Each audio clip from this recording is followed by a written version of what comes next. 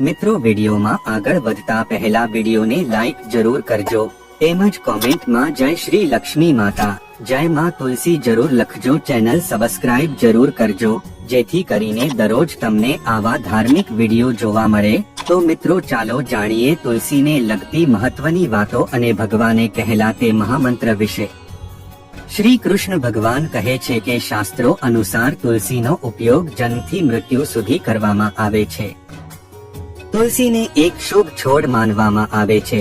ઘરમાં તુલસીનો છોડ રાખવાથી આસપાસનું વાતાવરણ શુદ્ધ થાય છે અને ઘરમાં સકારાત્મક ઉર્જાનો સંચાર થવા લાગે છે। તુલસીના છોડ ઘરની હવાને શુદ્ધ કરે છે, સાથે સાથે અનેક પ્રકારના વાસ્તુ દોષોનો પણ નાશ કરે છે। વાસ્તુશાસ્ત્ર અનુસાર તુલસીનો છોડ યોગ્ય દિશામાં હોવો ખૂબ જ જરૂરી છે।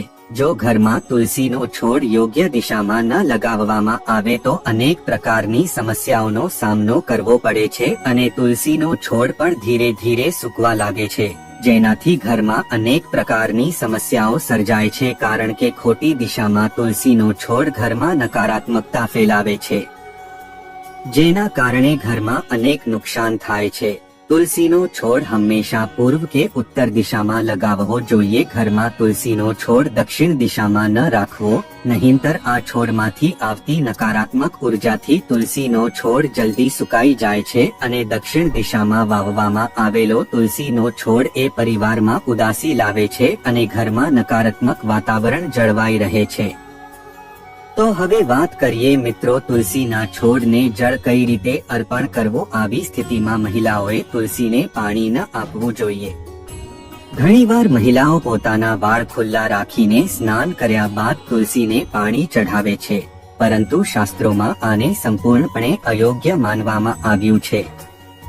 તુલસીને ભગવાને હંમેશા સૌભાગ્યવતી રહેવાનું વરદાન આપ્યું છે। આવી સ્થિતિમાં સૌભાગ્ય વધારવા માટે મહિલાઓએ પોતાના કેસ બાંધીને સિંદૂરથી માંગ ભરીને જ તુલસીને જળ અર્પણ કરવું જોઈએ। તુલસીને જળ અર્પણ કરતી વખતે રાખો આ મહત્વપૂર્ણ બાબતો ધ્યાનમાં રાખો। પહેલી વાત, ભૂલથી પણ તુલસી પાસે ચંપલ, સાવરણી કે કચરો ન રાખો, તેનાથી તુલસીનું અપમાન થાય છે। બીજું, તુલસીનો છોડ એવા ગમલા કે પાત્રમાં લગાવવો જોઈએ જેમાં અન્ય કોઈ બીજા છોડ ન હોય। તુલસીના છોડમાં દૂધ ભેળવીને પાણી ચઢાવવું શ્રેષ્ઠ માનવામાં આવે છે। તુલસીના છોડને દૂધમાં ભેળવીને ચઢાવો। તુલસીને દૂધ ભેળવી જળ અર્પિત કરવાથી તુલસી હંમેશા લીલી રહે છે અને ઘરમાં સુખ સમૃદ્ધિ રહે છે। ઘણી વખત સાંજે તુલસી પાસે દીવો પ્રગટાવતી વખતે લોકો તેની સાથે જળ પણ ચઢાવે છે, પરંતુ આમ સાંજના સમયે તુલસીને જળ અર્પણ કરવું અશુભ માનવામાં આવે છે। સાંજના સમયે તુલસીના છોડને પાણી ન ચઢાવવું જોઈએ અને તેને સ્પર્શ પણ ન કરવો જોઈએ। તુલસી પાસે દીવો પ્રગટાવતી વખતે દીવા નીચે ચોખાના થોડા દાણા રાખો, તેનાથી ઘરમાં સુખ સમૃદ્ધિ જળવાઈ રહે છે। મિત્રો, શાસ્ત્રો અનુસાર તુલસી પાસે ક્યારે પણ પાણી ભરેલું વાસણ ન રાખવું જોઈએ, તેમજ ગંદકી હોય તેવી જગ્યાએ ભૂલથી પણ તુલસીનો છોડ ન લગાવવો। ઘણા લોકો જાણે તુલસીના છોડને નાળાની નજીક કે કોઈ એવી જગ્યાએ લગાવે છે જ્યાં કપડાં કે વાસણો ધોઈએ એવી જગ્યાએ રાખતા હોય છે, જેના કારણે ગંદુ પાણી તુલસીના છોડ પર પડતું રહે છે અને આ કારણે તુલસીનો છોડ સુકાઈ જાય છે અને તે માતા તુલસીનું અપમાન છે। તુલસીના છોડને હંમેશા ગંદકીથી દૂર રાખો। જ્યાં હંમેશા પવિત્ર વાતાવરણ હોય, જ્યાં સ્વચ્છતા હોય છે, ત્યાં તુલસીનો છોડ હોવો જોઈએ। આવો જાણીએ હવે તે મહામંત્ર વિશે જે આપણે તુલસીના છોડની આગળ બોલવો જોઈએ। ભગવાન શ્રી કૃષ્ણ અનુસાર તુલસીનો મંત્ર આ રીતે છે, મહાપ્રસાદ જનાની સર્વ સૌભાગ્યવર્ધિની આધિ વ્યાધિ હરા નિત્યમ તુલસી તવમ નમોસ્તુતે। એવું માનવામાં આવે છે કે આ મંત્ર બોલીને જળ ચઢાવવાથી અને પ્રદક્ષિણા કરવાથી દેવી લક્ષ્મી જલ્દી પ્રસન્ન થાય છે। લક્ષ્મી બીજથી આપણે બધી માયાની વચ્ચેથી સ્વચ્છ છીએ, કામનાની વચ્ચેથી અને વાણીની મધ્યથી આપણે સ્વચ્છ છીએ।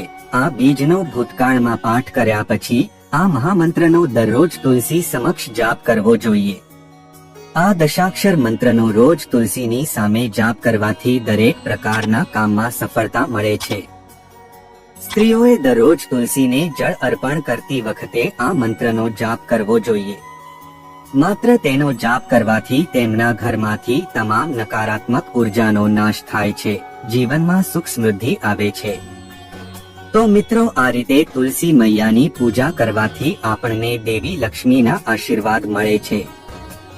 જો તમને આ માહિતી ગમી હોય તો વિડિયો લાઈક કરજો, કોમેન્ટમાં જય માં લક્ષ્મી, જય માં તુલસી, જય શ્રી કૃષ્ણ જરૂર લખજો અને ચેનલને સબસ્ક્રાઇબ કરો, જેથી કરીને તમે શાસ્ત્રો પર આધારિત સમાન આધ્યાત્મિક માહિતી સાથેના વિડિયોઝ જોઈ શકશો.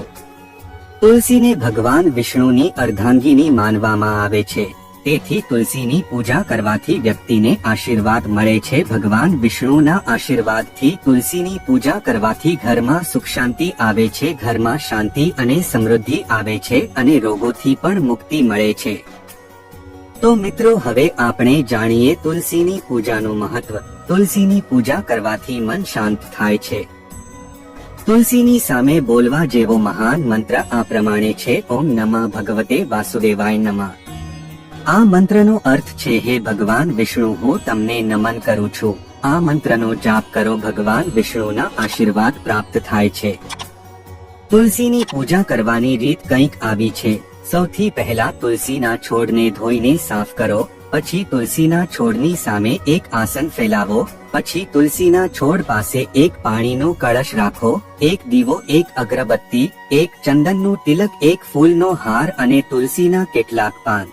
પછી તુલસીના છોડને ગંગાજળથી સ્નાન કરાવો. ત્યારબાદ તુલસીના છોડ પર પાણી, ચંદન અને તુલસીના પાન ચઢાવો.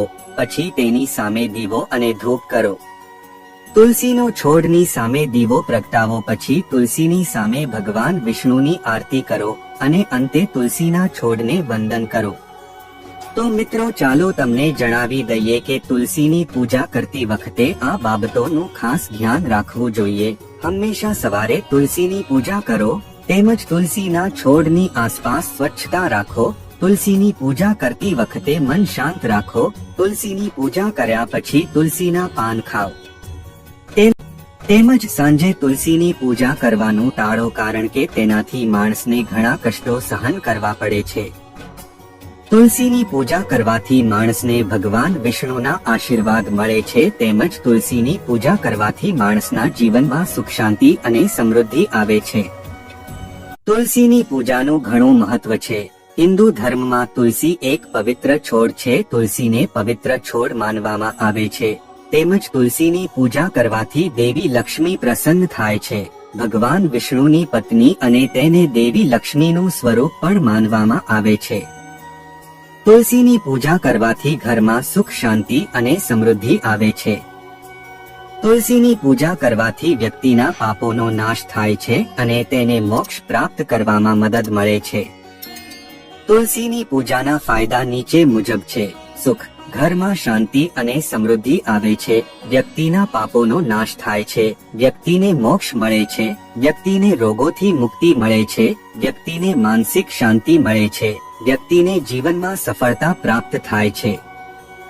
દરરોજ તુલસીની સામે વિડીયોમાં જણાવ્યા મુજબ મહામંત્રનો પાઠ કરવાથી વ્યક્તિને અપાર લાભ મળે છે. માતા તુલસીની પૂજા અર્ચના કરવાથી વ્યક્તિને મોક્ષ પ્રાપ્તિ થાય છે. તેમજ શાસ્ત્રોમાં તુલસીને સાક્ષાત માતા લક્ષ્મીનું સ્વરૂપ કહેવામાં આવ્યું છે. તો મિત્રો, આપણે તુલસીને શુદ્ધ પવિત્ર જળ અર્પણ કરવું જોઈએ. મિત્રો, તમને અમારી માહિતી કેવી લાગી? જો તમને વિડીયો પસંદ આવ્યો હોય તો વિડીયો લાઈક કરો, ચેનલને સબસ્ક્રાઇબ કરો.